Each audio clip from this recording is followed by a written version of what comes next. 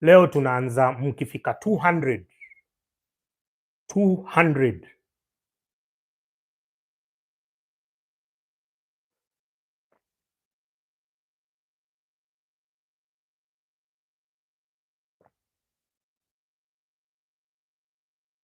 Elizabeth Karanja, sasa leo mna share hadi mfike 200, tuanzie tuone kama we can achieve that feat in 10 minutes or less. If you share the video,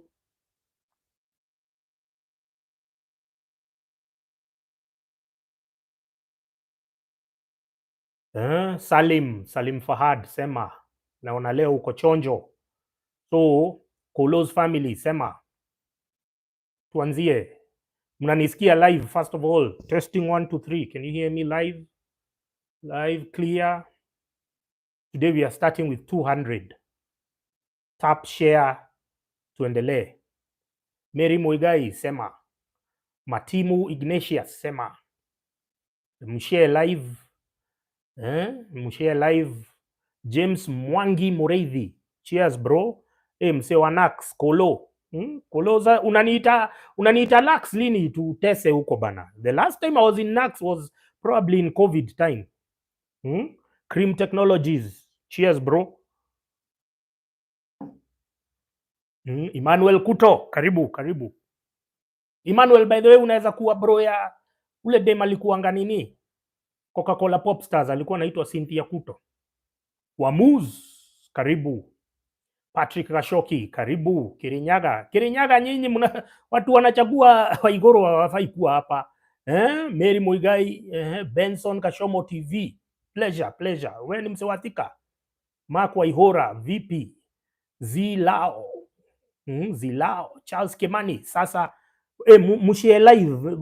Hii kitu lazima ifike 200 viewers within 10 minutes. 200 viewers within 10 minutes, mshare. Tuanzie hii kitu. Hata kama mungekuwa 200 saini tungeanzia hii sermon yetu.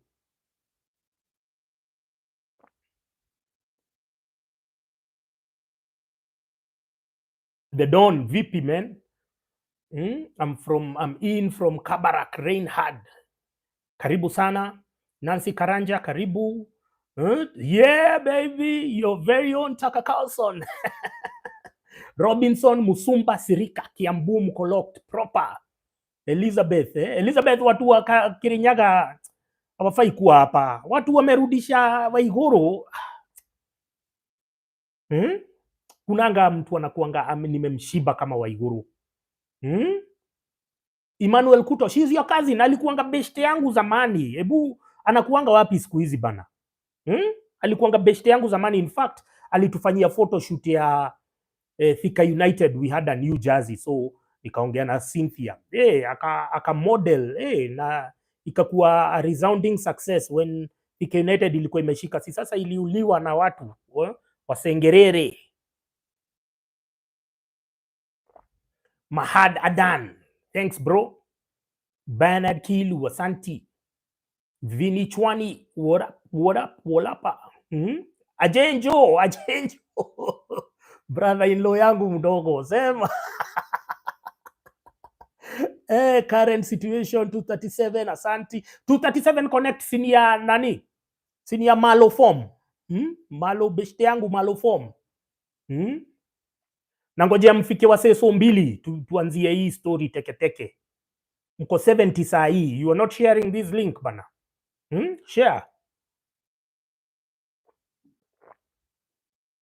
People click the bell to get the reminder when he's live. Yes. You know what to do. What to do.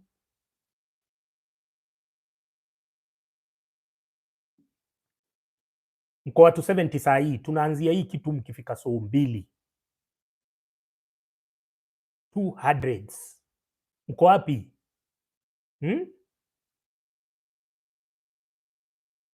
Kwani mmelala au nini? Mnalalanga mapema. Ugandan here enjoying and soaking. Thanks conceited. Mary Muigai, natamani kutoka Kenya. Huko kuna job. Ruto is the political messiah we need. Edgar Adonis. We say every kila soko iko na mwenda wazimu. Kwa hivyo his opinions are very welcomed. You know, everyone has a right to their opinion. Kila soko iko na mwenda wazimu. Leo umeng'ara, najua content itakuwa huyo ameambiwa ni mwenda wazimu wa soko, watu wanasema ni Faruk Kibet. Sisi hapa watching from Colorado White Webuyo huko kunaitwa Colorado. Charles Kipkorir, sema man. Texas, David Karanja, Texas Ranger, karibu.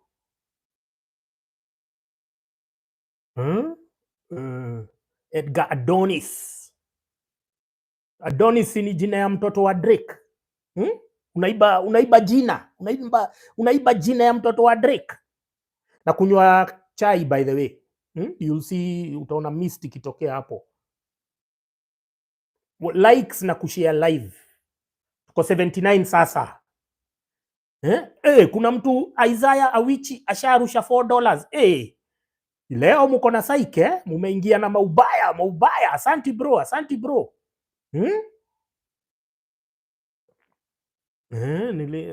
Asanteni sana. Nilikuwa nakwambia na kunywa chai, niliona watu wenye wanakunywanga pombe wakifanya live, wao uchoma sana. Watu wao uchoma sana. Unaamka asubuhi unaangalia tu unasema oh shit, what the hell, nini niliongea? Nini hiyo nilisema? Adonis is a Greek god copied from Egyptian god. Kuna mtu hapo David Karanja amesema yeye ni boomer, nisiwachape sana leo. Boomer wanalia. Ati African girl anasema mimi uchoma hata nikiwa zomba. Hebu niambie kama nachoma hivi, hebu niambie kama ningekuanga niko TI. Sasa nisemanga live. Kuna siku moja December last year nilifanyanga live nikiwa TI ya TikTok. Nilichoma. Nilichoma nikasema never again. By the way, hata nilikuwa na hizo tweets za Jacob Juma nilikuwa nimeanza kuzishare. I wanted to do Lao ametuma DKK 19. DKK ni pesa ya wapi? Hiyo ni imekuja kama $3. DKK ni pesa ya inchi gani? Nitoe kasimu kengine hapa kangu mwitu.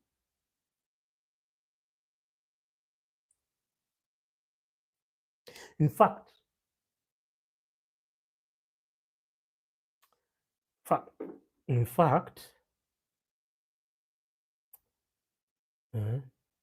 Nicodemus Obare, the nation has not decided to perish. A few people, Danish Kron, asanti sana Don Rex, huyo mtu amenilushia $3 kutoka Danish, kutoka huyo ni msee wa nguvu.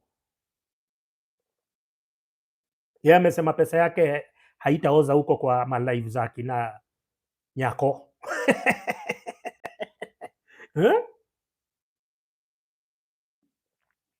Wakiongea matusi tu huko ndio matusi na kuanga bob. Unajua watu wenye wanapenda kusikiza matusi, you know there is a correlation between watu wenye wanapenda kusikiza matusi huko kwa malive za TikTok na watu wenye wanafuatanga mtu kama Moses Kuria. Moses Kuria hananga substance, matusi ndio inakuanga mingi. You can tell that now he's restraining himself. Anajirestrain kwa sababu sasa alibaniwa tu mikutano toa US ambassador na nini. So anajirestrain. Every day he's restraining himself.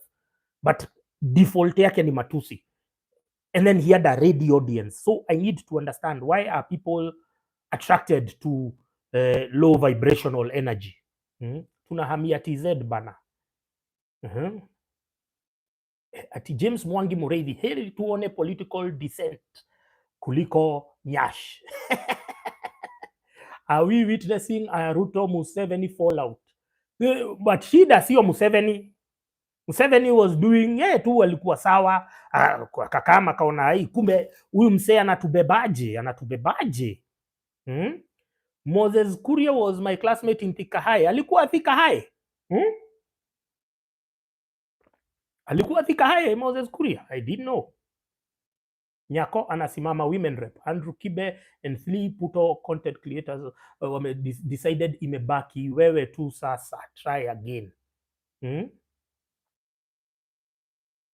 Lakini sioni vile naona. I don't know you guys hamjaona there's been a change in the content creation ecosystem. Amujaona mambo ikibadilika tangu sisi tuingie kwa teremshe yaka, sijui nikikaa hivi sijui kama nafichwa sana. Hata tuko sasa, wacha tuendelee. Nikikaa hivi iko poa, iko freshi barida.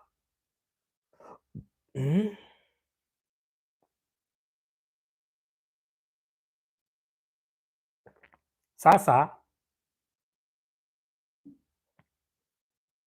the thing is, hamjaona change ya content over the last 1 year? Thankfully kuna hii app yenye inashindanga ikiniban saa zote inaitwa TikTok. I would Jona Waitara na kuambia watu walikuwa Thika wakakunywa reunion hata sijaona hiyo imedisappear kabla umalize Mr. Waitara. Jina kubwa hiyo. So hamjaona change ya content. I don't know you guys for the last 1 year muoni you guys mmefunga macho, toeni hizo miwani za mbao, remove those wooden goggles and step into the light. Charles Kipkorir, thanks for subscribing. So the content creation landscape has been really altered by that app called TikTok, in as much as they ban me, even if I'm not there, because I'm not posting on TikTok anymore.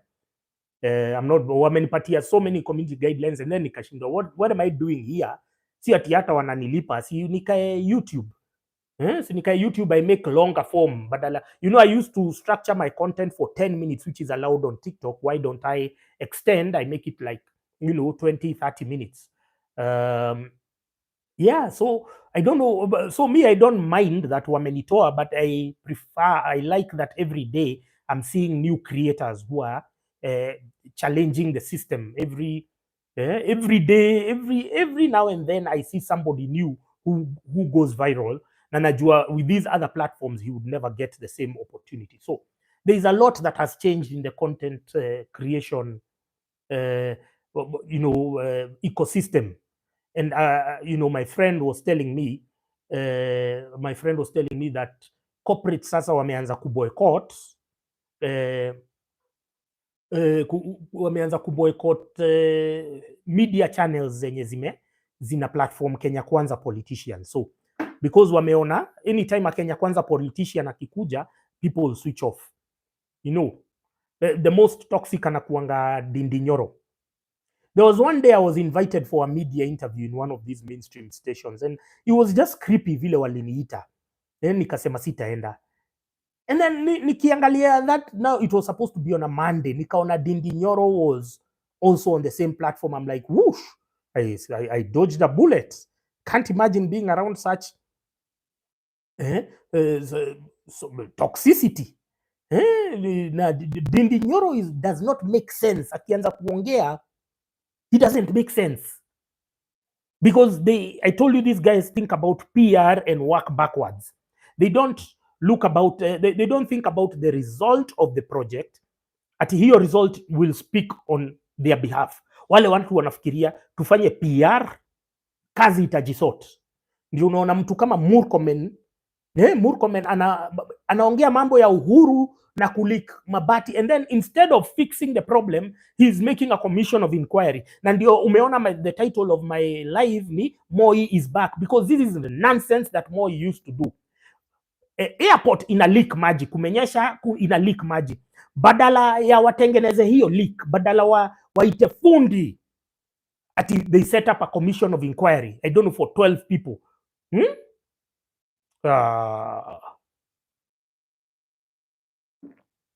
Nyinyi watu wenye mulitupatiana kwa Kenya kuisha nyinyi. Nyinyi namuona nyinyi. Sijui kama kamera iko pande hii ama iko pande. Nyinyi.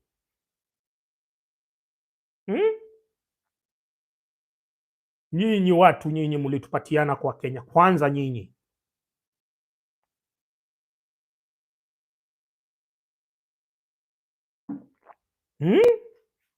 Ako wapi States Duka leo?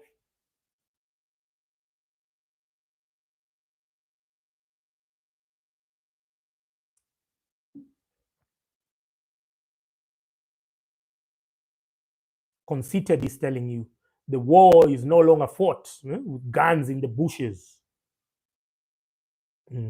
James Mwangi Mureithi, heri tungevote Wajakoya. Ubaya wa Wajakoya, I wanted to stay on TikTok. They kept on flagging my videos, man.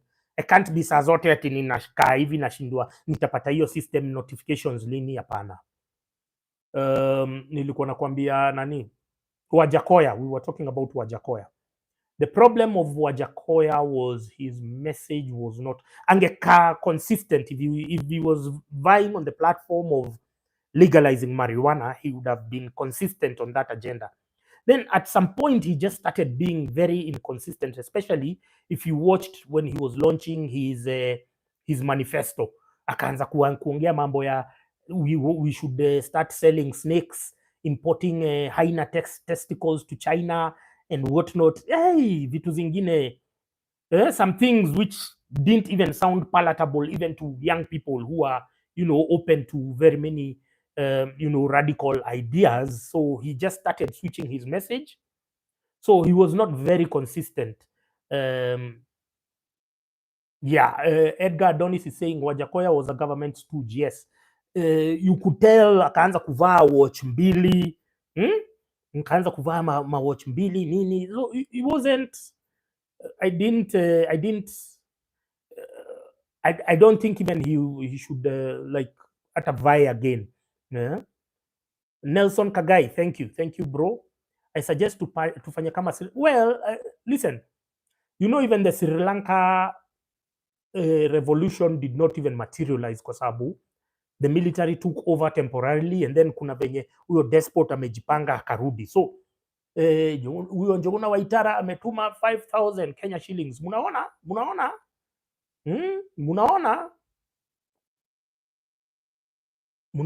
Njuguna Waitara hataki mchezo.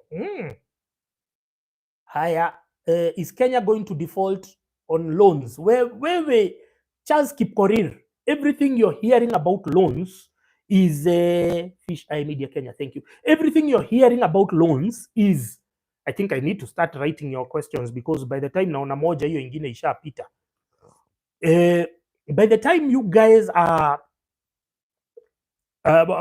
whatever, okay, I need to start writing your questions now. Sorry, I have niko na kalamu na karatasi. So, but this whole loan charade is all a creation because we don't have any loans, and that's the problem. Hamukuangalia ile forensic audit ya Jimmy Wanjigi. I did a video, I know on the first TikTok account that was banned, that video had gotten 600,000 views, and Jimmy Wanjigi became very, very, very famous. He was in the media.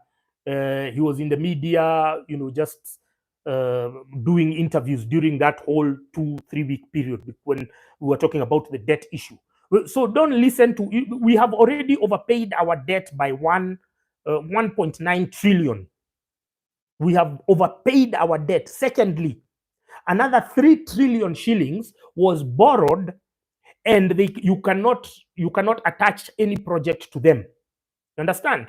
So easy loans tunaambiwa they exist in Uhuru's and Ruto's heads. They are not existent on the ground because by law, when Kenya is going to apply for a loan, you don't apply for a loan for recurrent expenditure to pay for salaries, I don't know, for civil servants and what. Loans are always attached to a development project. Ni kama your bank loan. Your bank loan has to be attached to a mortgage, to a car, to either fixed or movable assets. You understand? Unblock me at nani huyo Wanjigi has told you there are no loans. Acheni na Githeri Media. Yes. So these loans, 1.9 trillion, we have already overpaid. 3 trillion are loans which are not attached to any project whatsoever. Hii ni pesa imeibiwa. Everyone is in on it. The donors, the foreign ambassadors, diplomats, the foreign governments, because they are the ones who are laundering this money on behalf of the politicians. So everyone is in on it. So the media rebranded. They rebranded debt, and they rebranded theft, Uhuru's theft, and called it debt. And they are still doing it now, even the Ruto regime. So the loan exists in the realm of the media, but not in reality. So the more you keep on spreading fear, oh, are we going to default on the loan? Are we going to do? The more you keep on spreading that fear, the more you validate these narratives, these fictitious, non-existent loans. So can you first, in your future correspondences, whether on social media or in the mainstream media, can you now retune your discussions amongst your friends, amongst your tweets, and say that Kenya has no loan? Simple. Let's start from there. Point of known to unknown. And these are the facts. The facts is 1.9 trillion has been overcharged. That is what we have overpaid. Number two, 3 trillion cannot be attached to any development project, no road, no what. Now, we have 6 trillion worth of debt during the Uhuru Kenyatta presidency. Can you show us what is worth 6 trillion? Don't forget, the expressway was not a loan. Expressway was a concession where they call it the public-private partnership. You see, the IMF and the World Bank, they are so mentally depraved. They know how to concoct words. So they came up with public-private partnership. So the investor comes and have a blah, blah, blah. Okay. So the investor comes, anatengeneza barabara, and then anajilipa, ama hiyo project itajilipa, and that's why we have toll stations. The same thing with SGR. You understand? So in as much as somebody may have borrowed or whatever, this is not in the official loan book that we talk about, because each project is independent and it is self-sufficient. Like now SGR, it is used to ferry a cargo, and they banned, you remember there was that directive which blocked truckers, or which forced these guys, what are they called? The freight companies, to be using the SGR and not to use the road. Secondly, wakatengeneza inland container depot kwa shamba ya Kenyatta ile iko Naivasha, so that mzigo ikiingia hapa ikiingia Mombasa inaenda kama imemwaga wapi? Naivasha, kwa inland container depot yao. So walikuwa wametengeneza, based on that wakafanya projections that if this is the amount of cargo that is coming through Kenya every year, then and it uses the SGR, then this thing is going to repay itself in 25 years. So hizo sio loans zile za kawaida. So hizi loans zingine, and don't forget we have Eurobond and whatever. Can you show us the project yenye zimetengeneza hizo Eurobond? There is nothing. So this money was stolen, and you are helping them by keeping on saying in your tweets and in your posts and social media messages and in your conversations, you are discussing that, I don't know what, debt, will we be able to pay the debt? No, we don't have any debt. Mwenye tuko na deni yake akuje achukue nchi. Come and take the country. Come and take whatever collateral they can. But at the end of the day, if we go to an international court, if we go to the International Court of Justice or whichever other international court exists, tuambie hiyo loan ilitoka aje. Unatuambia tuko na loan. Hii loan, it was not approved by parliament. The money that we are talking about, especially the 3 trillion, which is not connected to any project, was not even borrowed from multilateral donors. It was borrowed from local banks. India wanaitanga domestic borrowing. And now this is where now the economy collapses, because the banks stopped lending money to you as the ordinary Kenyan. You who needs the money to run your business, to expand, to nini. They stopped leasing or lending the money to you, your small business, your SME. Pesa zote sasa wanapea serikali. And because it was such a lucrative business, now you see all the politicians own banks. So now, if you look at this year, NCBA has overtaken KCB NCBA, and this was just another briefcase bank the other day. It has overtaken KCB. How? Na KCB ndio iko na the biggest subscriber base. How? Kwa sababu these loans were being taken from their own banks. They loan money to the government and then they get interest. That's how we were being shafted left, right, and center. We are being shafted sideways, everything. But it begins and ends with you. When will you stop regurgitating mainstream media lies? Mutaacha lini? When you say that we have debt, can you tell us which debt? Ukiongea na marafiki wako, which debt? Unamuuliza which debt? Can you show us debt yenye imeapproviwa na parliament? But if you're telling me that over 4 trillion or 5 trillion that we are talking about, none of that money was approved by parliament. We have a law, we have a constitution. They may disregard it now. But the person who is claiming that we have loans is not World Bank, is not IMF, is not China. It is domestic banks. Who owns those domestic banks? It's still the same politicians.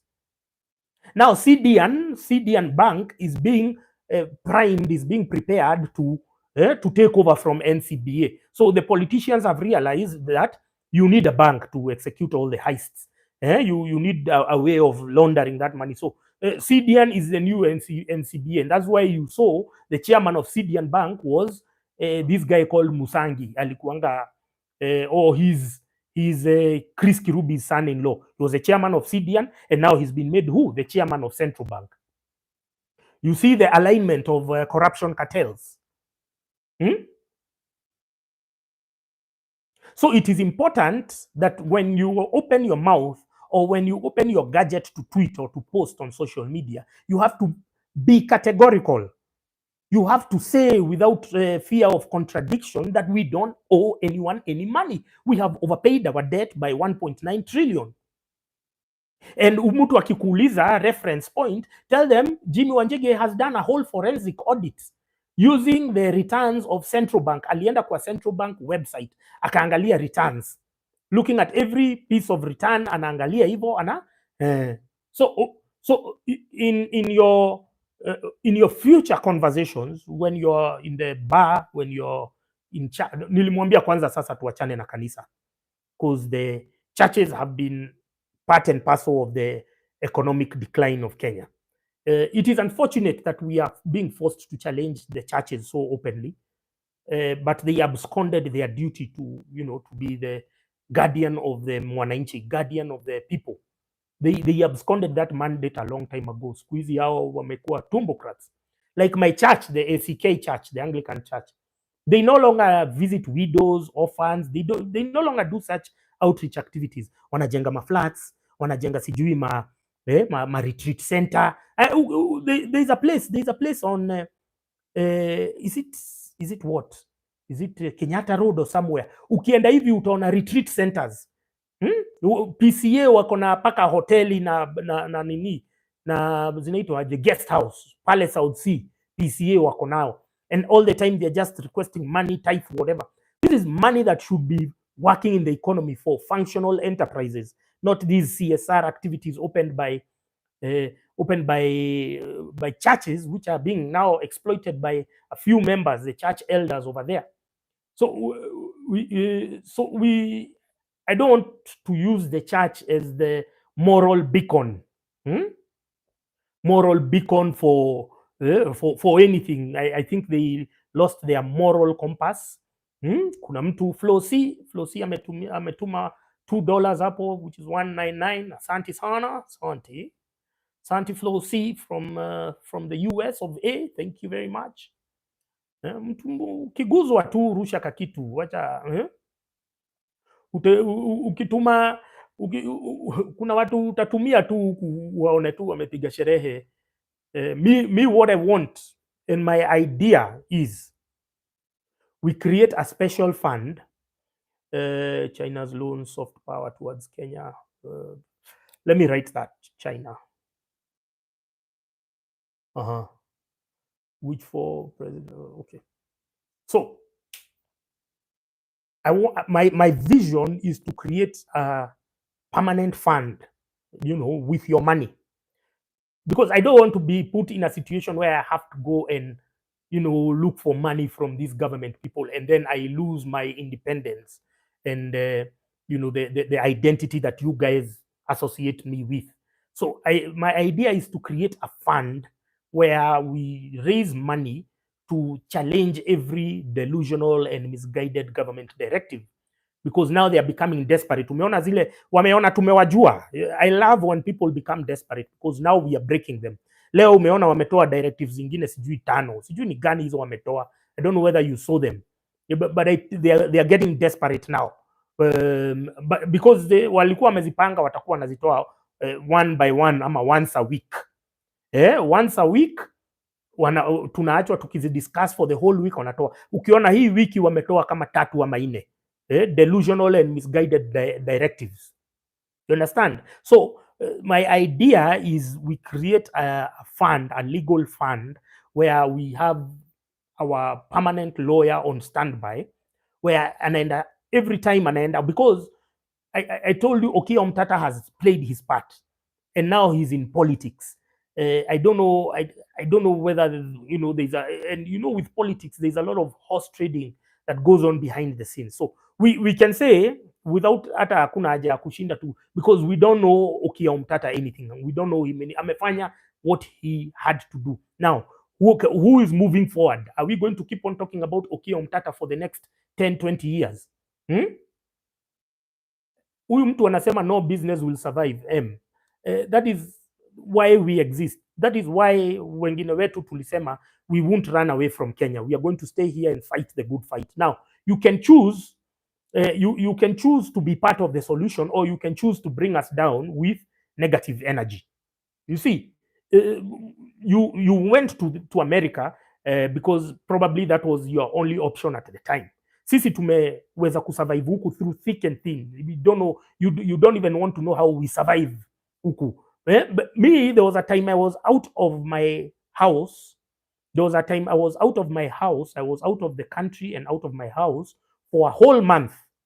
One whole month.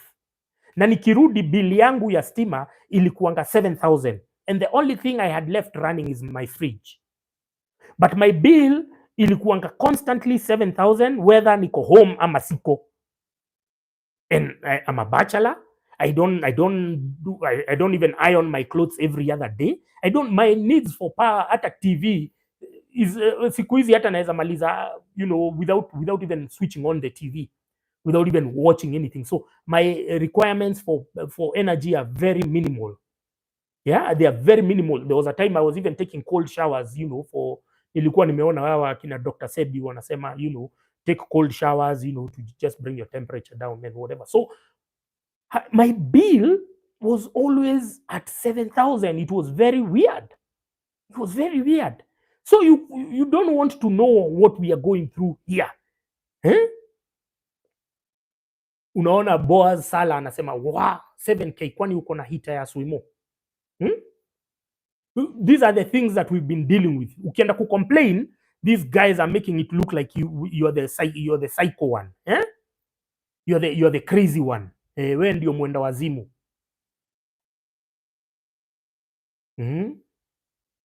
So what I'm saying is we create a permanent fund for a legal fund, and we need serious Kenyans.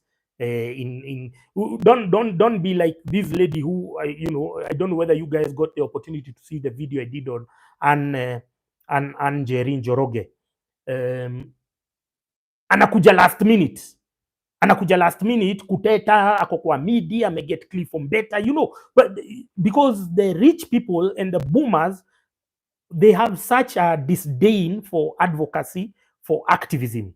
In fact, I'm a student of Find Your Post Enlightening, blah blah. Peter Wanje here, pleasure. But students who are representing. So the rich people in Kenya, the boomers and the older generation, they have such a disdain for activism, for advocacy, for just people speaking their own opinion. If you remember Itumbi, when Uhuru became president, he was the first to alianza tu. It's always a subtle way of besmirching and maligning activists. Alikuwa anawaita evil society. But we need civil society. We've always needed, the space exists for them. But one of Uhuru's first objective was to collapse all other facets of the economy that were, created for checks and balances. So he collapsed the media, tukawaita Githeri media. So he had them all on his payroll.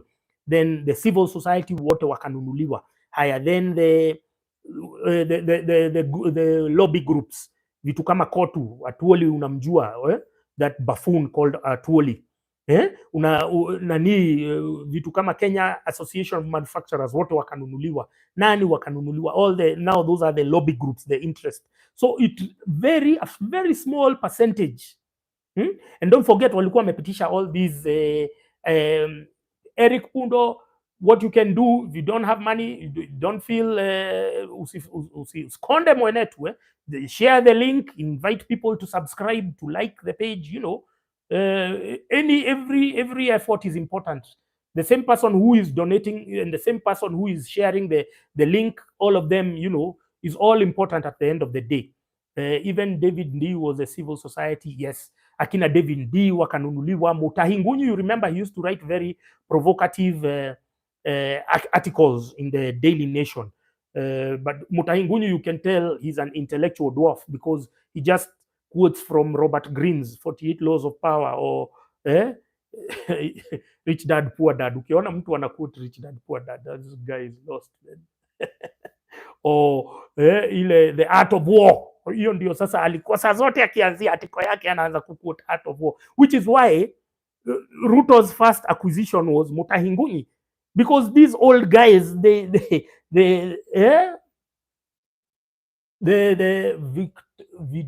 Muslim leaders, Northeastern.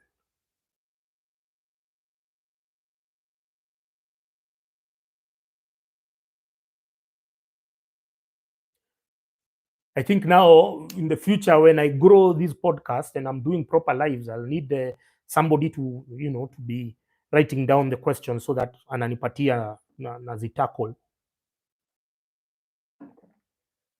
So Mutahingunyi, one of Ruto's first acquisition when he got into office, is not the best economist, is not the who walichukua Mutahingunyi, because these old people, there's a sense of familiarity. First, in their lack of intellectual exposure. Secondly, in their desire, in their universal contempt for young people. So this older generation of boomers who I'm always trolling every day. And it's not me who is just trolling them. They are being trolled globally. Because unaona, the boomers and their self-righteous approach, wanaanza kusema, me, when I was your age, I had a house, I had a car.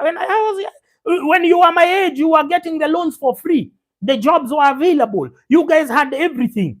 And then you came and, squandered the very assets and resources that built you or made you to who you are. And then you come and judge us.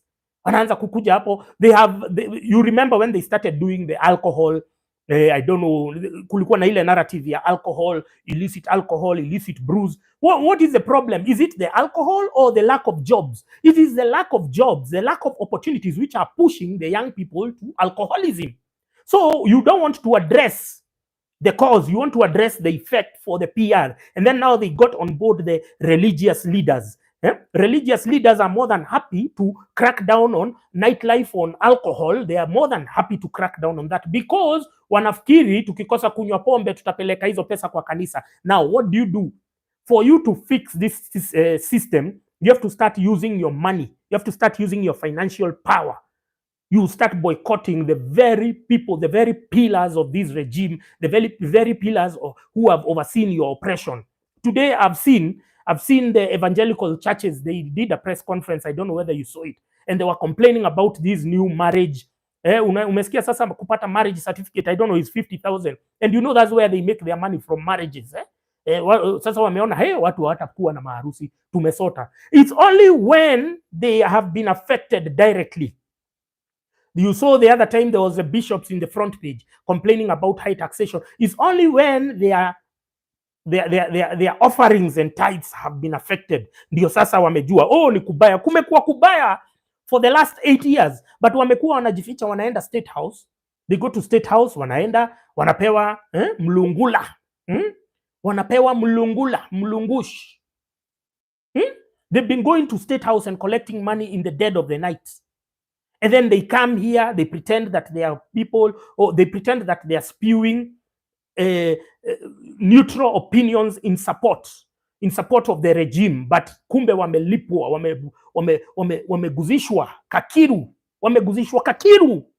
That's why I call them tumbocrats. Now that the price of marriage certificates has gone high, sasa ndio wanajitokeza Kenya kwanza, you are being unfair kwa sababu most of their money comes from the weddings. Why are these guys, man? They disgust me. They disgust me. And so, did you guys see Pastor Ezekiel's campus? Did you see it? Sasa hebu uliza watu wa Parklands Baptist, uliza watu wa Sitam kama wako na shule kama hiyo. And those guys, ukisikia the pesa kule announcement za nini, pesa kule ni zinamwagwa. Lakini Pastor Ezekiel ametengeneza kashule Kilifi, a whole campus. Did you see? Hebu just go look for Pastor Ezekiel campus on TikTok. Uone kuna dem alikuwa anafanya tour ya hiyo shule. Damn. No, nikaona no wonder huyu mtu alikuwa anaingiliwa, because he was going to embarrass other mainstream churches who have not done anything.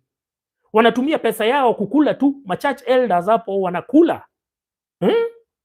Eti unaenda church, you go to church, the address by the chairman of the development committee is longer than the sermon. Amuonangi akikuja sasa kushinda amemuimbia hapo, tunataka pesa, tunataka nini, continue sending money. The address ya chairman wa development committee ama building committee ama whatever, hiyo ndio inakuanga longer than the sermon. So the idea here is the idea here is, number one, don't be carried away by Githeri media. Githeri media is compromised. All of them are compromised. Anything you see in the media has been paid for.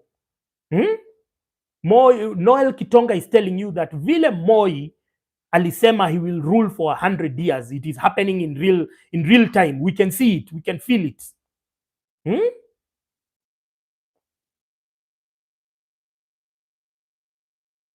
Charles Kipkorir, wewe unaendanga kanisa gani Kipkorir? AIC.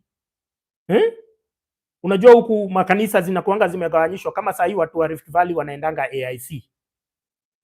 AIC, ACK, PC, all zote ni scam. And the colonialists were geniuses in how they employed religion, how they employed religion to subjugate us as a people, to subjugate our forefathers, to brainwash them. Kuna kangoma kanaitangwa Wainga. Unajua kale kangoma kanaitwa Wainga? Kale kwa Wainga diga shoka. Kuna kangoma funny hapo kanasema kwa Wainga diga shoka. Wainga was the village witch doctor, but you know, he was a village herbalist. You can call him herbalist or traditional healer. You know, they came and got everything that we had perfected, and then they maligned it. They maligned the fact that these guys were traditional healers. You see? So Wainga, ukiangalia hiyo ngoma iko YouTube kwa Wainga digashoka. I will not go back to my to my traditional healer, because these guys came and waka introduce whatever smallpox, na ni hao tu walikuwa na penicillin, so they donated blankets to the people. You know, walikuja na blankets hao wazungu walikuja kama, lakini hizo blankets zilikuwa na smallpox. So wewe ulikuwa ukigonjeka smallpox unaenda kwa Wainga. Wainga, in the history of Africans, we had not diagnosed smallpox until the colonialists came. It had never been diagnosed anywhere in Africa. And so then they had diagnosed it, and they already had the cure. They already had the cure. They had the penicillin. So ulikuwa unaenda unaambiwa chukua hii penicillin. Umepona sasa Wainga wachana na yeye, kuja kwetu. Wewe achana na shamba yako. So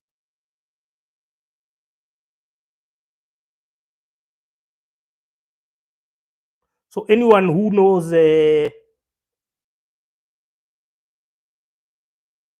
just a minute.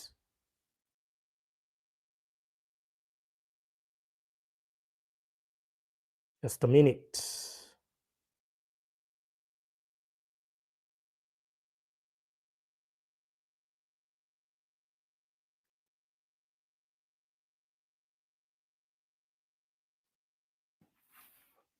Just a minute.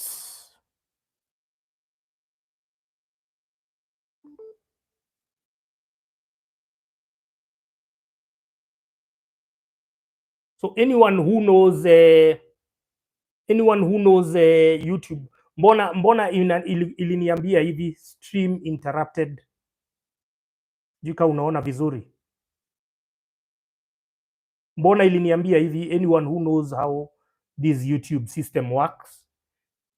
Everin Wangare Kehunyi, mbona, why did the stream interrupt? Anyone with knowledge niambie, nisaidie, but let's continue. So Wainga, hiyo wimbo, it's a very religious song. Ukienda kwanza uone ushaienda masamon za kanisa ya Wasapere, uone vile watu wanapiga hiyo song huko. So they had to come and malign our local perfection, things like our local traditional healers. Now, if you look, especially there was a time on TikTok where this guy called Dr. Sebi was becoming very famous, telling just people you can use natural, remedies.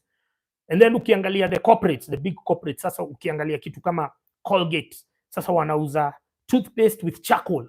And Africans tumekuwa tukioga na charcoal for the longest, but now wameona hiyo ndio wave, wanaingilia hapo. Sasa that's how our culture is appropriated for corporate gain. That's the problem. So anyway, they had to first make us hate ourselves so that we can acquire their identity, we can acquire their names, we can acquire their. Sahi mimi naitwa Francis Gaido, kuna mtu mwingine ameingiwa na uzungu, sasa amepata jina mbili. Mwingine hapo anaitwa Wesley Jeff. You understand? Ni kuingiwa na uzungu kabisa. So we had to we had to what can I say, to acquire a different identity and abandon ours. So it's unfortunate. So I don't know why it's unfortunate. So let's talk about China loans. DJ Adla Kenya Kusha.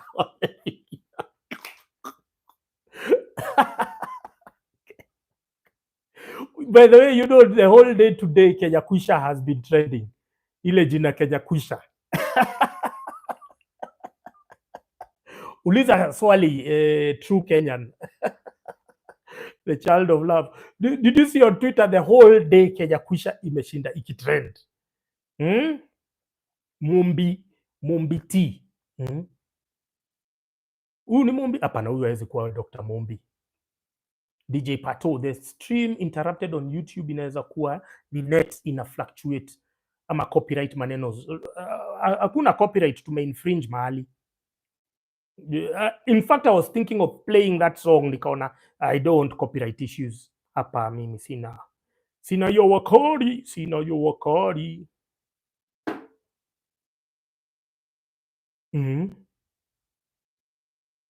Rahemtula Omar ati ni speak up. Wewe wacha zako wewe, nataka niongee mambo huku, akaunti yangu iende. Wewe Rahimtula, ongea hizo kwa akaunti yako. Ule madhe Ann haezi kuwa na. Mbona mnasema Ann haezi kuwa? DJ Yadla, wewe uko kwa bank account ya Ann, ujue hana hiyo pesa wewe uko kwa wewe ni banka wake, ujue hana pesa. Munaendanga, let me tell you, if you are at the right place at the right time, munaendanga unapatanga na mshake. Now mkupata shake, munapiga madeal na yeye, munasikizana. Now for you guys, you think 17 billion is a lot of money. 17 billion to a Muislamu, a Muarabu is peanuts. 17 billion ni peanuts, buwana. It's peanuts. peanuts. Sasa unaweza kuwa amerushiwa hiyo consignment, ameambiwa wewe uza, alafu utatupatia pesa. Sasa that's business. That's how business is done. It's not a must that ukuwe na cash. Yeye aliambiwa tulipatana na wewe uko sawa nini, we like doing business with you. This happens all the time. Watu wanapatiananga mzigo, wewe uza wewe.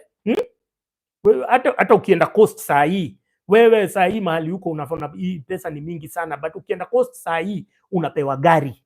Hizi gari unaona watu wako nazo, hata they don't own them, because unaendanga unapewa gari, unaacha ka down payment, hata unaweza acha hata 100,000. Mambo wewe enda na gari ulipange pole pole. Si wako na tracker kwa gari, si wako na ID kwa nini, kwa system na nini. Sasa saa zenye wanaitaka, ukikosa ukidefault 1 month 2 months wanakujia gari. So for you guys, you think 17 billion Kenya shillings ni how many dollars? Ni 120 million dollars. This is peanuts from these guys bwana. For these guys, Arabs, sheikhs, hiyo ni kitu sasa kwao. Hiyo ni kitu sasa kwao. Iran walikuanga na pesa which had been withheld in South Korea. Hii ni pesa hata hawahitaji, ilikuanga tu kakitu tu, walikuwa na tu pesa hivyo, walikuanga tu na kakitu hivyo tu pesa. $6 billion. $6 billion haiwezi kuwa 180 million, Jonathan, because the dollar rate, ebu angalia, ebu fanya vizuri, 17 billion divide by 150. 17 billion shillings divide by 150. It can't be, haiwezi kuwa 180 million dollars, ni 120 thereabout. Sasa nyinyi mnaona ikiwa pesa mingi huku, hii Mwarabu huku kupea na anakupatia na anakuambia wewe uza, utanipatia pesa ukiuza.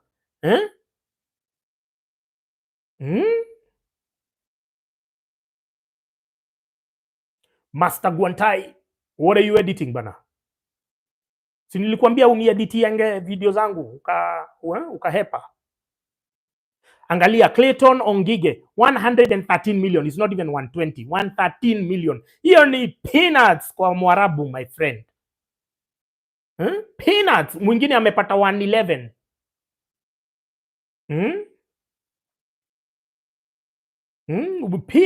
Peanuts.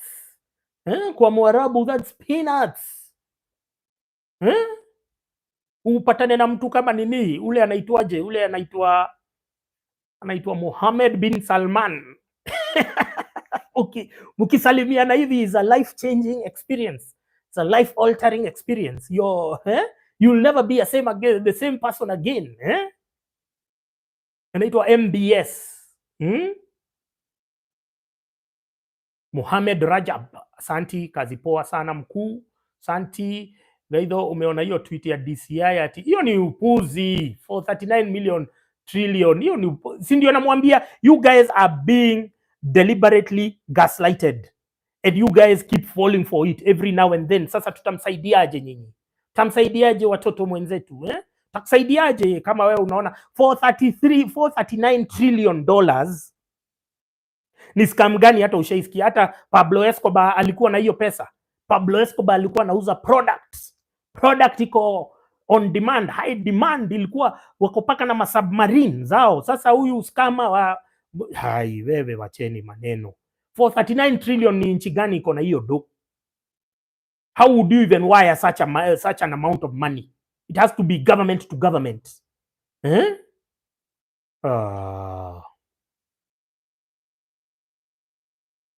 Cheni maneno.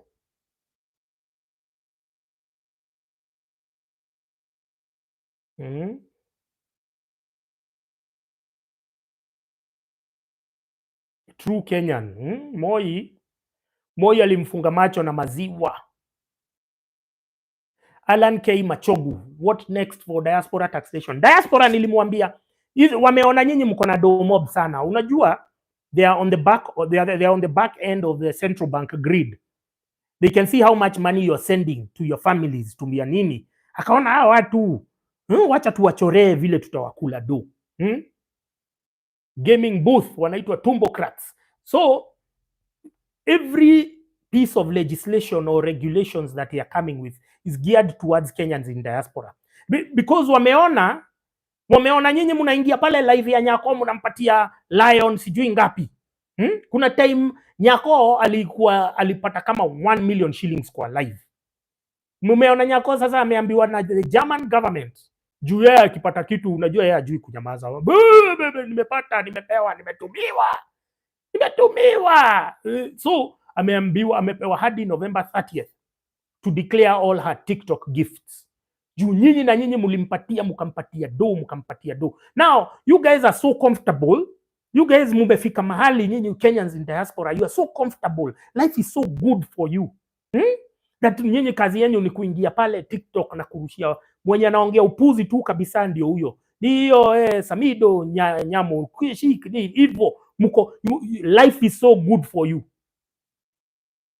Badala mkae chini hivi muangalie hii gava inatuchorea. There is no other revenue stream for this government other than Kenyans in diaspora. Hakuna. Wanaua kahawa,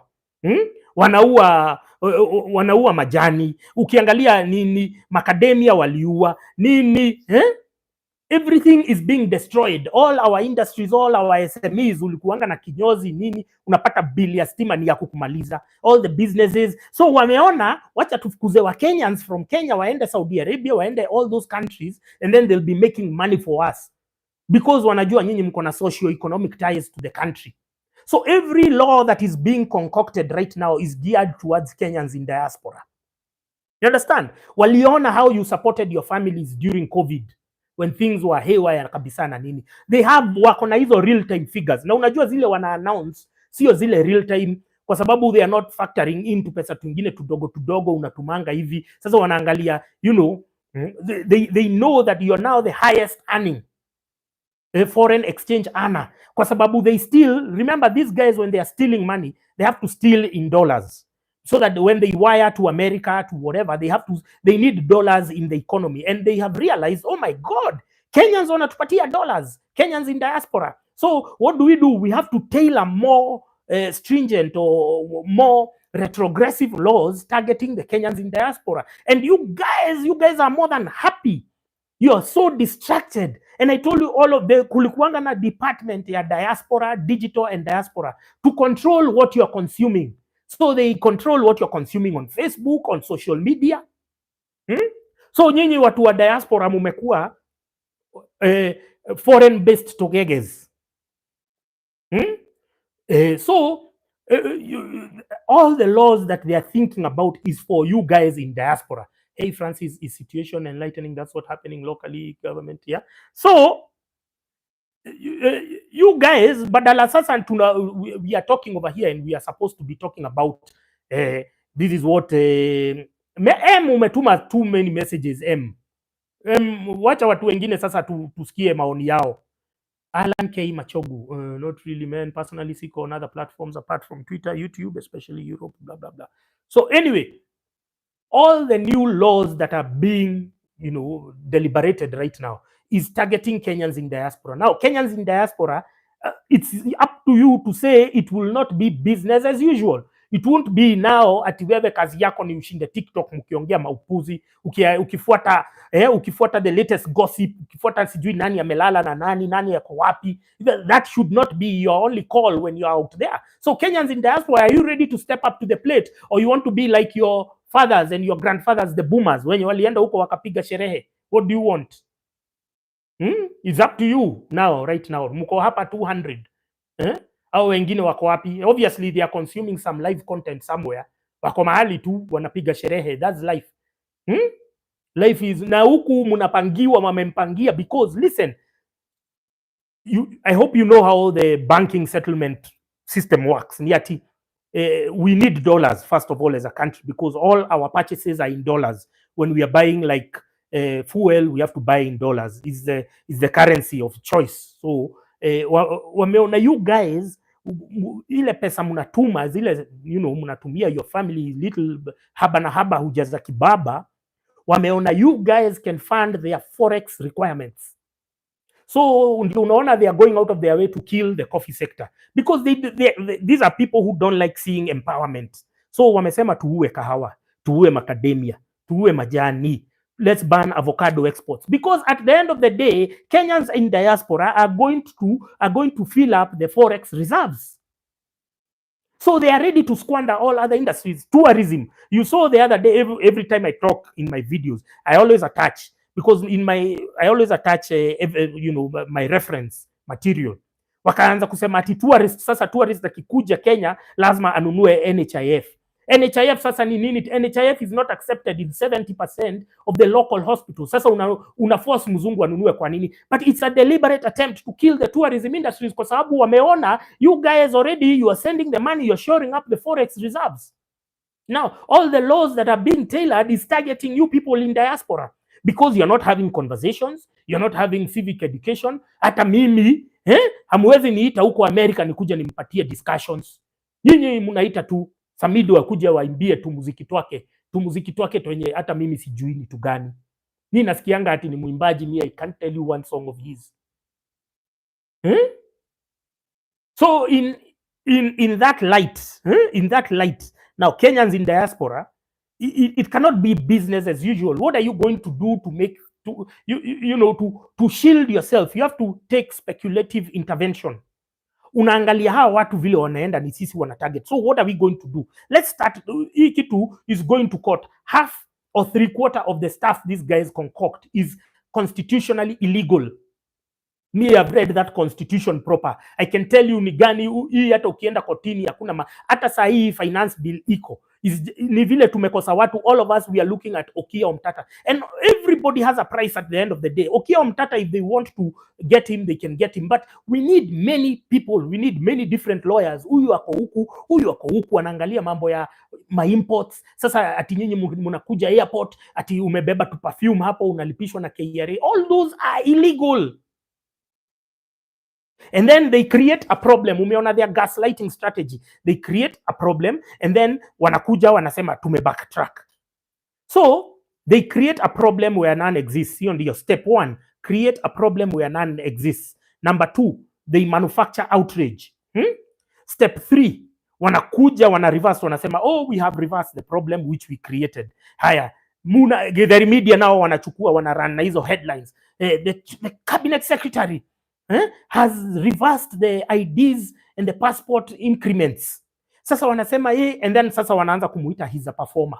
That is how Matiang'i operated for the 5 years that he was in the Ministry of Interior. Na nyinyi mkaanza kumuita performer, mpaka wengine wenyu mkaanza kusema Matiang'i for president. Nyinyi kwa nyinyi ni mko na nini kwa kichwa? Mko na ile mdudu kwa kichwa ukisema Matiang'i for president? It's a strategy. They use it every week. Every week they have to increase something and then wanagoja outrage and then wanakuja wanairudisha and then nyinyi sasa mko hapo mnawapigia makofi. Oh, we are activists, tumewafanya wasimame. These things should be enshrined. These things should be locked with proper court cases. Noel Kitonga is telling you this is fascism 101.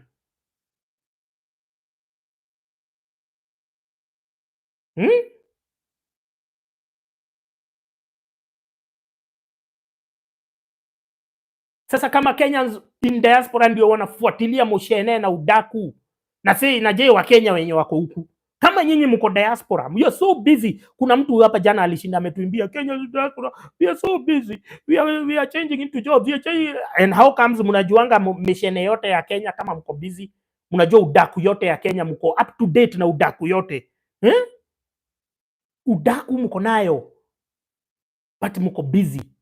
You don't see that this is well coordinated, that the content that you consume kuna inakuanga mahali kwa kuna mtu ana control, kuna mtu ana control what you are going to consume in the media, in the news. So why can't you disrupt that momentum yourself? First of all, choose what to consume. Secondly, what are we going to do now? What's the next step? You cannot throw money at the problem. You cannot keep on sending money to people while things are just going haywire. Joyce Muthumbi anamwambia hapo, udaku itamuua. Udaku ndio mumependa Kenyans in diaspora. Maudaku zile ulikuwa unaona mambocho wakiachwa na wadosi wao, wadosi wakienda kazi, ukiwa mtoi ulikuwa unasikia vile mambocho huko kwa ploti walikuwa napiga moshene. Hiyo ndio sasa mumekuwa.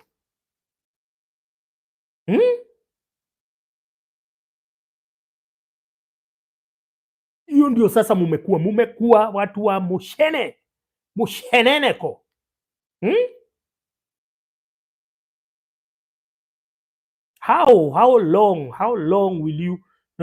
How long will you continue being distracted and disrupted? Si tuko huku tuna push content every day, every morning. Mimi niko hapo asubuhi nimemgongea content, subscribe. Alan K Machogu ametuma 5 euros. Asante sana Mr. Alan Machogu, thank you very much my friend, my brother. Huyo ni mtu ameguzwa. Hiyo sasa ni summon imeingia kwa bone marrow. Amejiangalia hivi akajiona, mimi kweli nimekuwa nimepotea njia. Baba ni nusuru kwa hawa wanafik, hawa wanaitwa the Kenya Kuisha shit show. So mumeachwa kama mambochi wale wanaachangwa home. Mumeachwa kama hao mambochi. Sasa kazi ni moshene, udaku.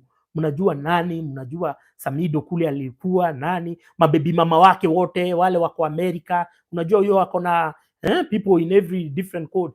Sijui hii story ya Avril haijamfikia.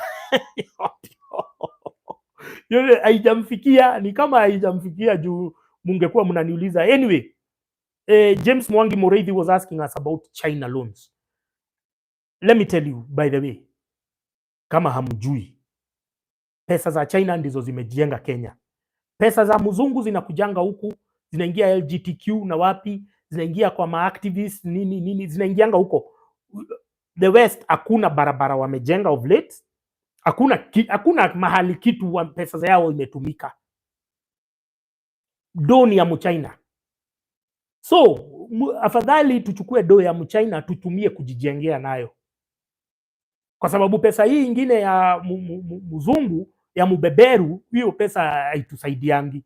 Angalia mubeberu, Uhuru went to first of all, Uhuru alienda France sometime 1 year before he left. Akaenda wakakutana na this guy, he's called who? Macron.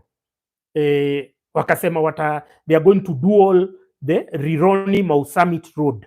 Hiyo project ili happen, hapana, ikakansoliwa. Haya, kuna American mwingine alikuwa amesema atafanya dual carriage ya Nairobi Mombasa Road. Did it happen? No. So Mchina akisema anafanya project anafanya. Kwa hivyo wacha kuchukia Mchina, don't hate some, that party or that person based on another person's idealization, another person's narrative. Pesa ya mzungu ni saa hii hivyo sasa wapate ruling ya Supreme Court ya nini LGT na hizo vitu zao, you understand? Those are the things that matter to them. But Mchina anakuanga very specific in his intervention. Kama saa hii ni Mchina alisema hiyo barabara ya Rironi Mau Summit, my friend, hiyo barabara ingekuwa tayari. Pesa yao haitumikangi mahali. Hakuna. Pesa yao hakuna mtu anaweza kuonyesha kule inaendanga. Now that is the point where Niger walifika hivi wakaona, what are these guys doing over here? Ni kazi gani sasa wanafanya hapa? Kasema wacha tuwafukuze, wakafurushwa. And because of that, the same IMF which was creating nini ya kuwanyanyasa, the same IMF is now projecting that Niger, Burkina Faso, Mali, those countries zenye zimekuwa within the spring yao tunaweza ita the African spring, they are going to be the fastest growing economies in 2024. The outlook ya 2024 washatoa, and those countries are in the list and Kenya is not. Because what has President Ruto done ever since he was elected? He has gone for now, he has traveled 40 international trips. Now, can you imagine if he launched 40 development projects?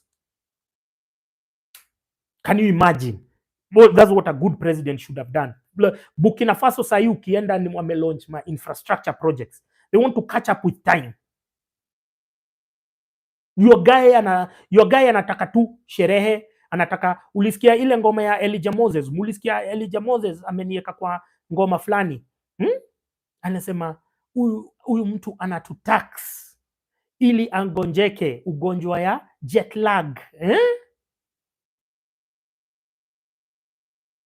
So it depends. Kenyans in diaspora, ni nyinyi mumemulikwa sasa, ni nyinyi darubini iko kwenu.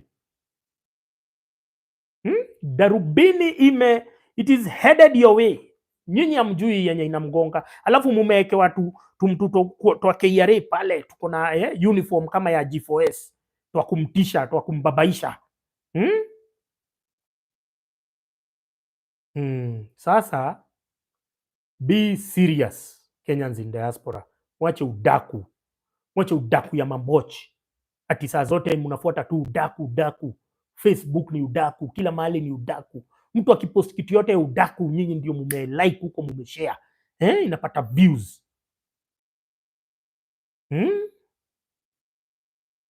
Sasa leo nimekazidisha, leo tuko 71 minutes. Jana nilikuwa nimesema nitamfanyia 1 hour, 71 minutes. Kuna mtu anarusha do ya mwisho ni kabla ni chomoke. Unajua lazima gidhaa ingine nitaamka kufanya video Kwa hivyo nani anarusha do ya mwisho ya kufunga live? Tunafunga live sasa. Sadaka ya mwisho tunafunga live.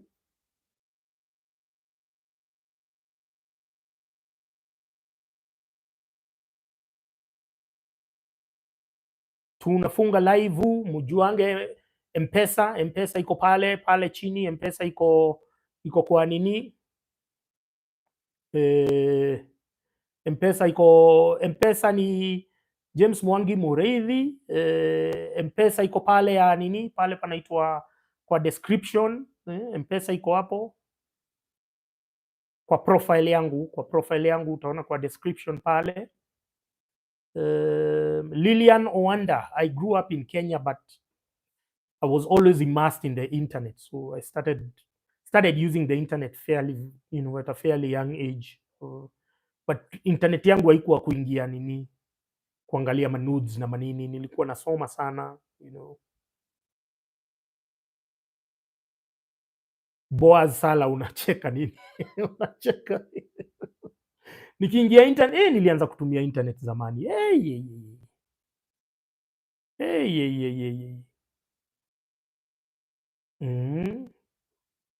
Martin Wahome, unataka kurusha 10k, rusha. Wacha kusenda ukisema ati unataka kurusha. Namba yangu ya M-Pesa iko kwa profile description, taona namba hapo. Taona nambari hapo. Rusha kakiru, na sioni notification. Kwa hivyo hiyo story ya wewe umekuwa scammer kama Ruto wewe. Umekuwa nini? Umekuwa Ruto wewe na mavaku. Umekuwa nabii. Umekuwa Zakayo. Any hopes, Mark Minor, any hopes for an independent power company? Our country is currently under the chokehold of IMF and World Bank. They are also investors in those independent power producer companies. Kama ile inaitwa Thika Power. Ukienda uangalie in one of the World Bank, their lending arm is called International Finance Corporation. Pin your M-Pesa to the chat. I always, hata nikifanya hivyo haifanyangi kitu. Mtu wa kutuma atataka kutuma, hata niweke pin ya M-Pesa ama ni mtu anataka kutuma anatumanga. Unajua watu wamekuwa kama nabii na uongo. So anyway, the person who was asking about our power was if you go and Google right now, you look at Thika Power, you'll see the IFC invested in Thika Power. Thika Power is an independent power producer that ukipita hapo kwa hiyo barabara juu naitumianga sana, utaona ile moshi ilikuwa inatoka zamani. So Thika Power are being paid for not delivering any energy to Kenya Power. Now if you look at one of the main shareholders, it is the World Bank through the IFC. International Finance Corporation is a lending arm of the is a commercial arm of the World Bank. So yeah, so our problems are intertwined. William Dolan, umetuma 5 ngwizi, acha nitaangalia. Santi sana my friend, santi, nitaangalia. Gaizo kunywa keg jug mzima kwa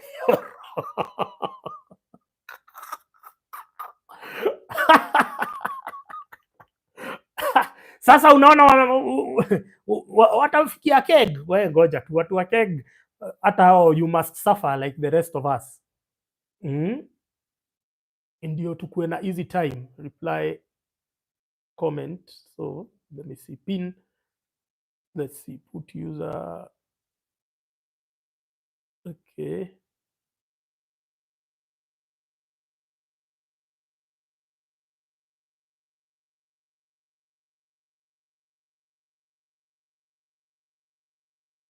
Mumeteta sana.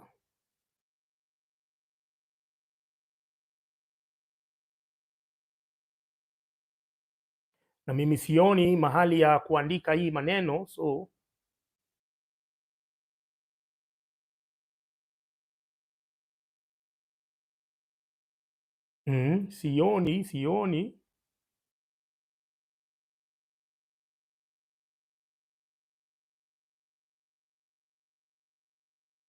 sioni mahali ya nini. Mimi sioni mahali ya kuandika hizo vitu mnasema. Namba iko kwa description.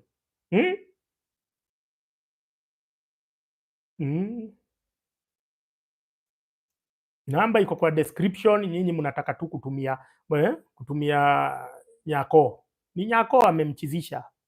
Mtumieni sasa, mumemuingiza kwa mashida sasa. Mumemtumia do paka you know now she's in trouble with the German government.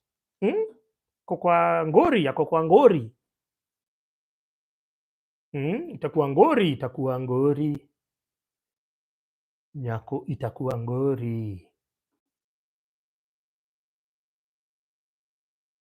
Haya, tunataka kukafunga sasa. Kuna any last question? Big up from Roiro Seba. Santi. Watu wa Roiro pia nyinyi uchagua ma MP wengine off. Roiro ama nisimame Roiro? Niambie nisimame Roiro. Nisimame MP Roiro next time. Unajua shida ya Thika ni ushamba mingi. If Thika was just the central business district and the commercial area and the town, lakini Thika imespread paka huko mashambani zingine ziko zinaitwaje hizo mashamba zingine, zinaitwa Kilimambogo, iko hadi na huko. So Thika kuna ushamba mingi. Mnataka nisimame Roiro bro, nisimame Roiro? Sema.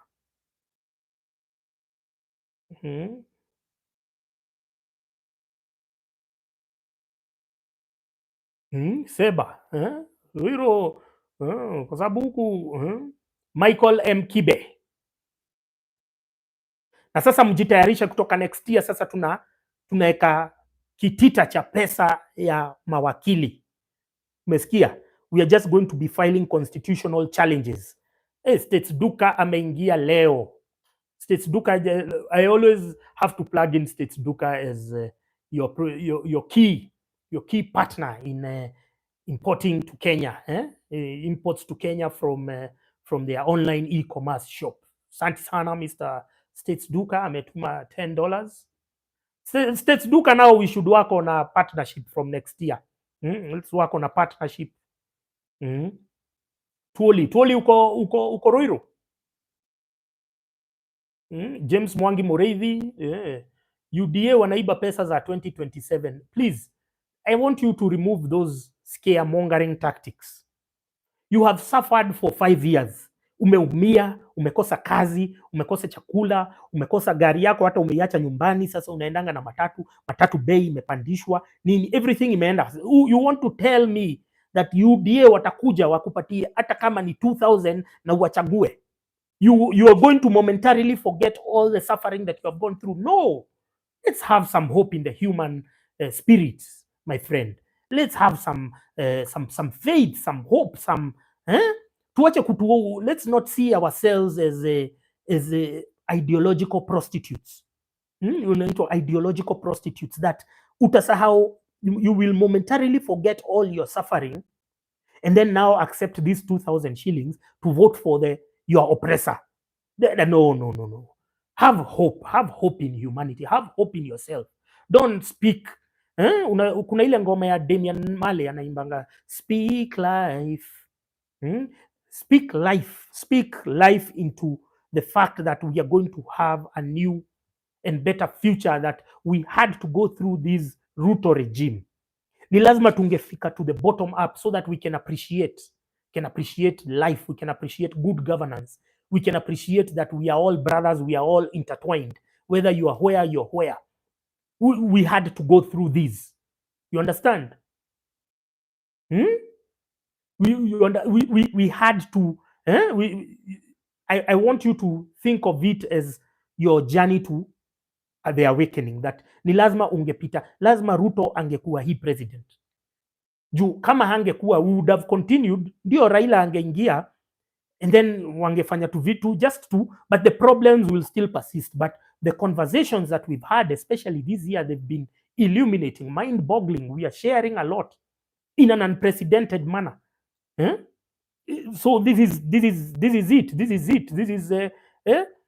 I was telling somebody that hii ni lazima tungepitia, because all of you guys were taking politics as a joke, and that's why 8 million Kenyans boycotted the elections last year. 4 million Kenyans did not even bother to register. They are qualified, they have an ID, but they refused to register as voters. So will we have that again? No. It is the opportunity for these conversations where we have onboarded more young people who had voter apathy, who are so can we say distance from the political happenings of the day. They were so aloof, walikuwa wanajiona ati politics haiwezi wa affect. Mpaka maseleb walikuwa wanajiona ukienda na maseleb wa upuzi inasemanga, no, I can't talk politics, it's going to affect my brand. We are going to now we are going to now exert the big stick on them, wield the big stick. We are going to start now boycotting them. If you're not talking about politics, if you're not talking about bad governance, you have no reason to be my celebrity, my preferred celebrity. Why do you want my money? Unafikiri pesa natoa wapi ya kukusupport as a performing artist, as a what? No. So it's been a great level of awakening, and then we've been able to peel the mask of the people that you thought were important people. Like now, it's always controversial, but I'll still repeat that Nyashinski should apologize for endorsing Sakaja. Because if we don't enforce this level of accountability on the people who you endorse for elections, then you are bound to repeat the same mistake again. You understand? You're bound to this will happen again if we don't talk about it. So Gabriel Oguda has been trending because amekuwa aliona msichana anafunga biashara yake, and then huyo msichana 1 year ago alikuwa ameandika, oh my god, go walking into my shop and I'm seeing Ruto's portrait, I am so excited. And sasa it became so in their faces that they don't want to hear the truth, that you endorsed William Ruto.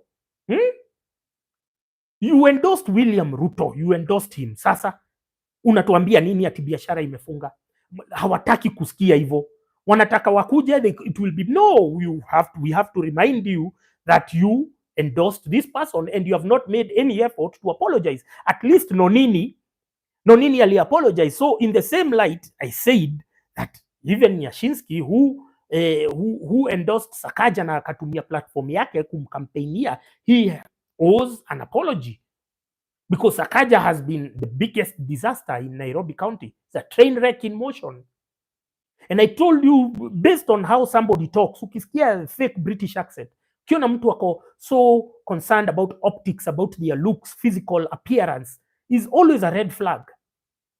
Because this is where you should be investing in people, in their minds. Not in the clothes, not in the whatever.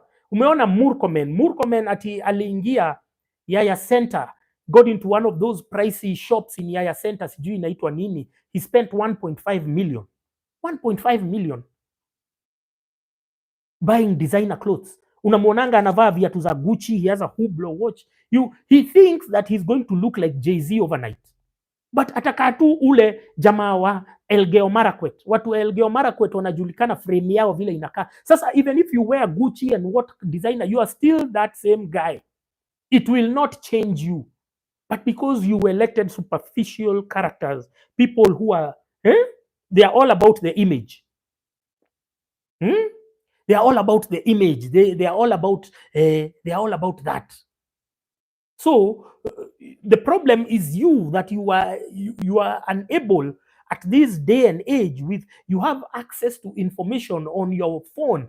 You can access information as wide as the Library of Congress within a touch of a button. You have so much. With the most information comes the most ignorance. Why?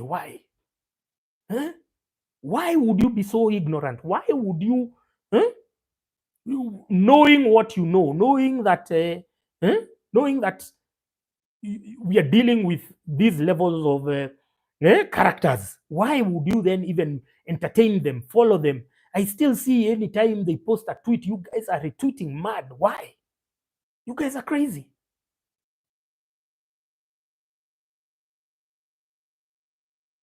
So the journey to awakening must begin with accountability. How did you vote? Who are you promoting?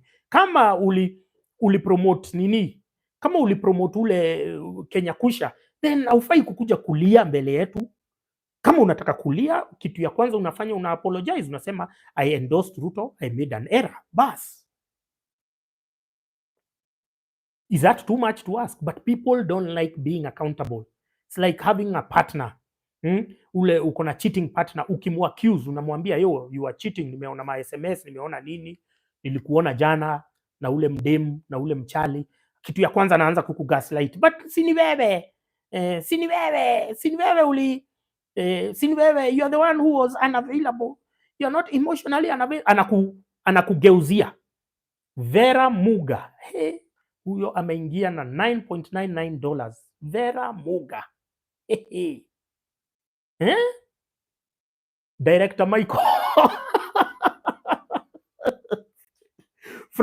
frame ya msee wa Elgeyo Marakwet.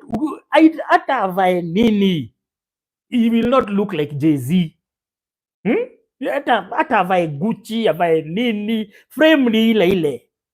Sasa he thinks that Vera Muga, kwanza msalimieni Vera Muga, warembo wengine hata sijanunuliwa kitu na mrembo in a long while. Warembo wako serious. Machali nyinyi mkitumia nyakodo, warembo huku wako serious with their desire for good governance. Sasa Murkomen na unajua nani alitupatia hizo story? Ni Cherargei, by the way. Cherargei is the one who ni alituambia Murkomen spent 1.5 meter. 1.5 meter. Haya, Moha Jichopevu, listen. Moha Jichopevu sio mimi.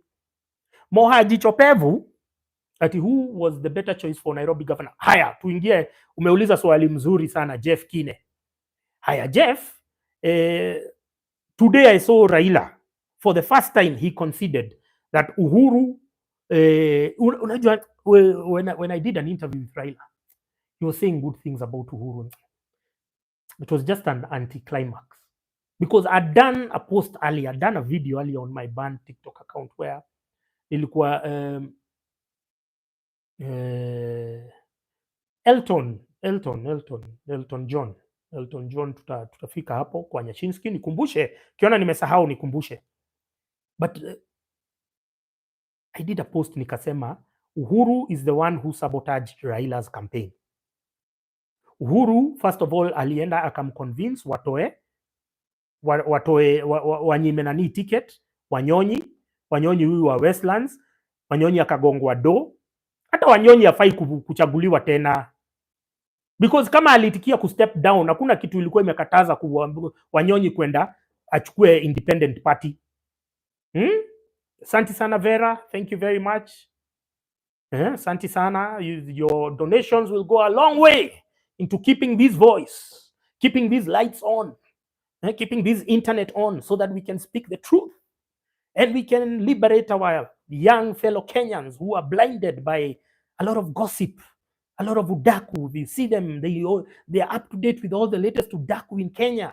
You wonder, why did we send you to the diaspora if all you're doing is gossiping like mboches? Gossiping like mboches, mamboch. So huyo ati anasema ati ati Nyashinsky, why should Nyashinsky no, it is responsibility. He's not bound to but you have to take personal responsibility. You have to be accountable as somebody who has been placed somewhere by God. You have to be accountable. You have to tell people what you did using your fame, using your clout. Did you send people to the dogs? Did you send them to the doldrums? Did you send them to the gutter? Or did you use your platform to make the world a better place? Kuna wakati maselebo wa state walikuwa wanaingiliwa sana. And you know there was a correlation. And mtu hawawekangi ni huyu wanaitwa Candace Owen, man. Mi wana channel ya Candace Owen nasikia. Is laughter is a comedy show. Uliona akiingilia Cardi B. Mwambia, you don't have the intellectual metal, but the Democrat establishment is using Cardi B to reach out to the young voters, to misguide them on their agenda. Kamwambia, this person ni industry plant. Her rise, nobody can tell you how she rose to where it is. So to have Candace Owen challenging that narrative, then it's better than nothing. You see, it's better than nothing. But so Nyashinsky, kama Cardi B nani yako juu, huyu anaharakishwa because of her political opinions. Why shouldn't Nyashinsky? It's your political stand. You should be petitioned. If you endorsed Sakaja na Sakaja amekuwa mtu corrupt, you should at least, hakuna mtu anakuambia you did the wrong thing, but you should stand up and say, yo bro, I endorse this guy, but what he's doing, where he's taking Nairobi, me, I'm not part of it. And in future, I'll be very mindful. Kitur wa Nax. In future, I'll be very mindful of my endorsements. It's simple. Kwani ameumia, amefanya kitu, ameua mtu, amekosa pesa. Nyashinsky, whether he endorsed anyone or what, he will still be making money, still be making his endorsements. Unajua Kenya, Nairobi, ukishapomwa hizo cartels za corporate, wakisha kupenda ni hivyo, you are in the money forever. Just make sure usiongee mambo itawahat kama vile akina Shafii walifanywa na akina Joe Mfalme vile walichorewa. As long as usiongee, as long as you push the agenda, you are okay. Pesa utawahi kosa. Kavi tutapeleka nini, hautawahi kosa. Shida ni uongee kama mimi hivyo. My friend. Uongee kama mimi with you show some speck of individualism. Elton, I'm saying, uliona ile, I don't know whether you follow me on Instagram, Elton. Just do Francis Gaido at Francis Gaido 237. So nikapost the video ya nani ya MC Jesse. MC Jesse alikuwa amesema William Samoei Ruto, the 5th president of Kenya. Wow, jamaa atachapa kazi. Alafu akasema ngojeni muone Mungu akifanya kazi. And then you know, we have these religious leaders, and that's why they were bribed by Uhuru and Ruto, and that's why they've been on their payroll, to perpetuate the myth, to perpetuate the idea that leaders are chosen by God. Na wanasema saa zote leaders are chosen by God. Na ndio back to MC Jesse alikuwa anasema ngojeni muone Mungu akifanya kazi. They want to perpetuate the myth that he was appointed. So why shouldn't we hold MC Jesse accountable for making such a salacious statement, such a bogus statement? Why shouldn't we hold him accountable? You said it in camera. Why do people want to take responsibility for their own words, which they, kama ungeenda umvotie kivyako na unyamaze ni hivyo ama upigwe selfie, but here you went ahead to endorse him. Why shouldn't you be held accountable for your words? It's a hypocrisy of our democracy. It is. You've said it, you've endorsed him publicly. Sasa unaona church wanajaribu kuhepa Ruto, wanajaribu kusema Ruto ni mbaya, tunawaambia well, Mr. Archbishop, Mr. I don't know who, evangelical bishop pastor, Mr. Abego. You are in bed with the Kenya Kusha regime. You've been in bed with them. Sasa zenye mambo imeanza kukuengea, because these guys always think that the handouts that they are given to abscond their spiritual duty, that they will sustain them, but they don't know pesa ya wananchi, hiyo ndio pesa mob. Unasikia? Hiyo ndio pesa hii. Sasa unaendanga una tithe, unafanya nini? Hiyo ndio pesa mingi. Sasa wameanza kuona zina reduce, and then wanaona hii gava sasa hii story ya marriage certificate imewawasha, kwa sababu sasa why should I go and get a marriage certificate for 50,000? I pay to be in an oppressive union. I pay to be in an oppressive union. Niende kulipa ili nikue nikue simp.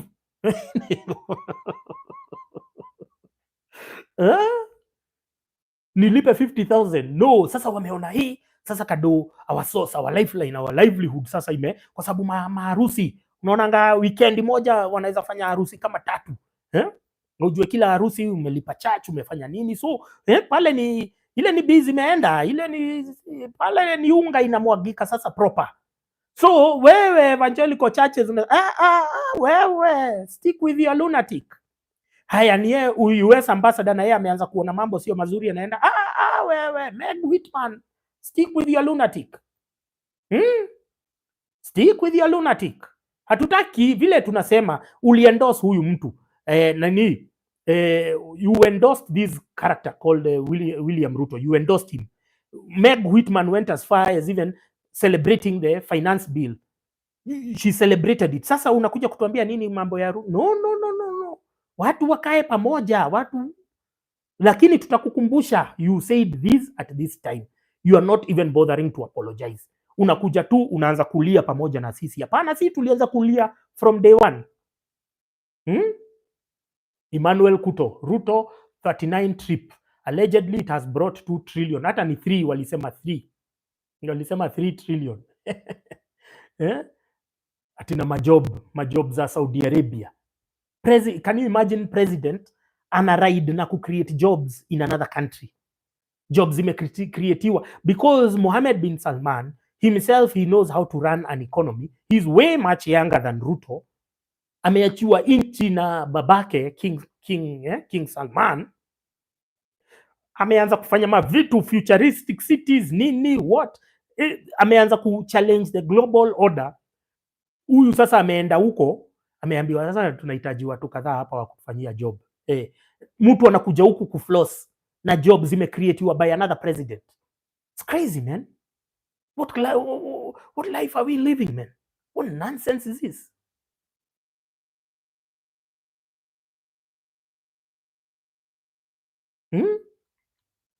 It's crazy, man. It's crazy. It's crazy. It's crazy.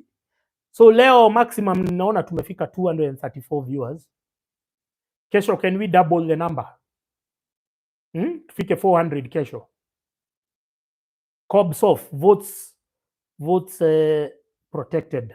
Tomorrow I'll discuss about that. Nikianza hapo I'll veer off in another trajectory. Jonathan anasema ni kama kuflex na demi ya beshte yako. Kuongea mambo ya majob za Saudi Arabia. Crazy. So tomorrow mumesema Elton, you get your point. Margaret Jerry, mumesema tomorrow can we double this number from 200 to 400? Kesho mnataka niingie saa ngapi? 10 p.m, 11 p.m or 12 p.m or midnight? Ama earlier? Do you want me to get in earlier, 7 p.m Kenyan time?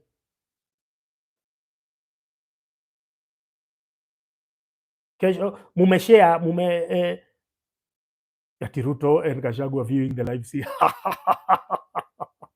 I think they are very busy. They can't be wasting time on such a kinyangarika kama mimi aspirants. Ongata Rongai, by the way, Ronga kuna kuanga na warembo, sijui turembo tuote mimi nakutananga nato ni twa Ronga.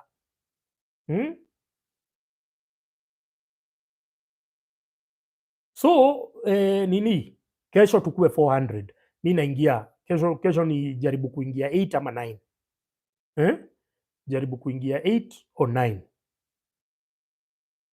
Martin Wahome it's just that you know me, but everyone is criticizing this government. Everyone. Ingia pale Twitter, everyone is criticizing this government. Robbie Ole Shumpe, nitakam Rongai, Rongai, Sofia na Sieku. Mesema 10 PM. Haya. So kesho mkue hivyo, mumeshare page yangu, mumeshare video zangu, invite watu wa subscribe kwa page yangu. Have you? Hiyo ndio swala nyeti ni eti mumeita wenzenyu, mafamilia zenyu wa like hii page, ili tukiingia tunaingia na watu 400 kama tumeanzia mapema. Haina haja, inaonekana 10 PM ndio the universal time ndio mnataka.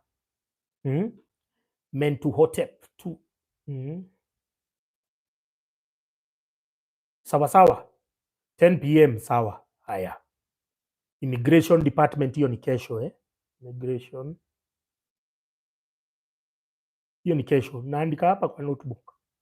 Kamnao TV huko umesubscribe huko serious bana, amja like hii page, amja subscribe nyinyi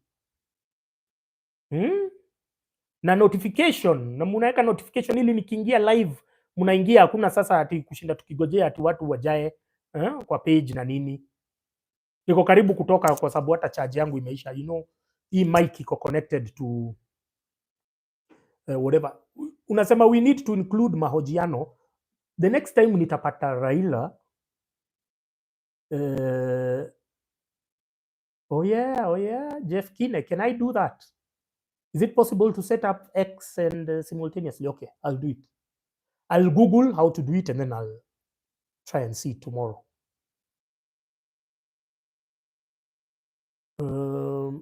Yeah, the next time I get Raila,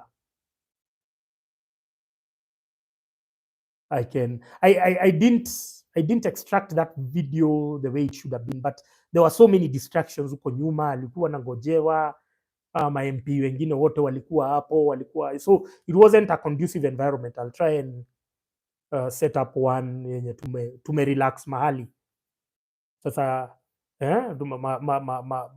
I can simulcast. Do I need a special app to do it, Jonathan?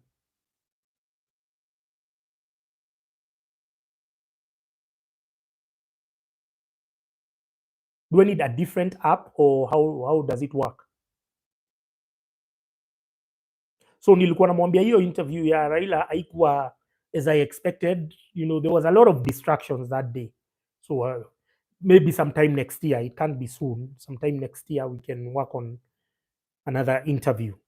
And many people, yes, I still get a lot of grief about that interview. Watu walikuwa naniambia, mbona hukumuuliza mambo ya elections. Mimi sio Luis Moreno Ocampo, mimi sio Bensuda, mimi sio nani.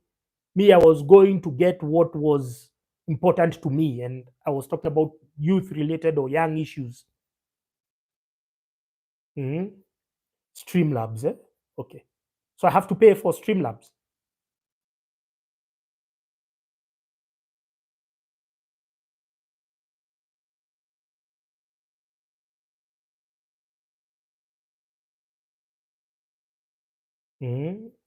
So I can't challenge him. I will ask him questions which I know there is a huge probability of success. I told you when I was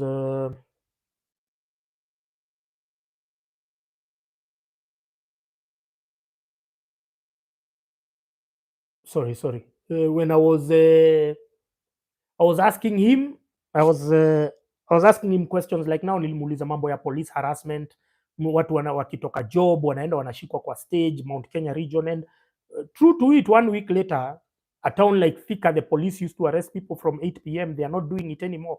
Na ukisikia kesi ati polisi ameshika mtu pedestrian usiku, niambie nishtue. Au vipi wasela.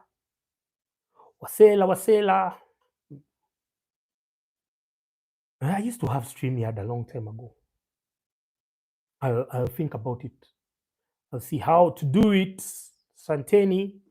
Leo nimeenda zaidi, lakini pia nyinyi mmerusha kakiru sana mmerusha kakiru, ni unaona 2 hours na nyinyi leo mmerusha 65.